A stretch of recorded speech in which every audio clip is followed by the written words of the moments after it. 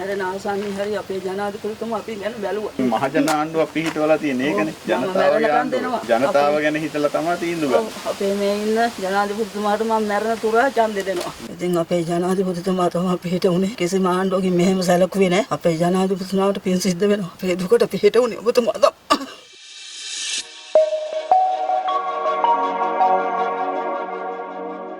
පුරා ඡන්දෙ දෙන්නේ සර්ට විතරයි.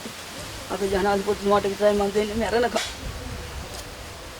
අම්මා එහෙනම් මෙහෙම කරන්න දැන් එන ඉස්සරහට දැන් ඉතුරු වැඩ ටික මේකත් එක්කටම අල්ලලා මහලේ ගහගන්න. ඒකට තෙමෙන්නේ නැහැ.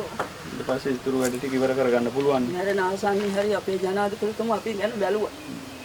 අපේ ආණ්ඩුව දැන් මහජන ආණ්ඩුව අපි හිටවලා තියෙන ඒකනේ.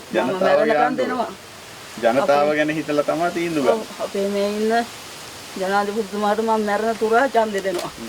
මම එච්චරයි. ගොඩක් අපි යන්නම් ඈ. අපිට හරි සතුටුයි. ඉන්න තැනක් නැතුව හිටියේ. ඉතින් මේ වැහැලා මේ ගස් කඩා වැටිලා ගේ කඩා වැටුණා. ඉතින් අපේ ජනාධිපතිතුමා තමයි පිට උනේ. කිසිම ආණ්ඩුවකින් මෙහෙම සැලකුවේ නැහැ. අපේ ජනාධිපතිතුමාට පින් සිද්ධ වෙනවා. අපේ දුකට පිට උනේ ඔබතුමා. කියන්න බෑ තව සතුටුයි. හරියට සතුටුයි. ඔබතුමාට පින් අයිති වෙනවා. කිසිම ආණ්ඩුවකින් දුන්නේ නැහැ. කිසිම කෙනෙක් බැලුවේ නැහැ අපි දිහා. අපි ඡන්දෙත් දීලා තියෙනවා. මොන ආණ්ඩුවකින්වත් අපිට මෙහෙම ලැබුණේ නැහැ.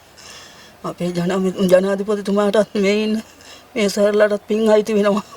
ඇදෝ වැඩු දෙමාපියන්ටත් එක්ක.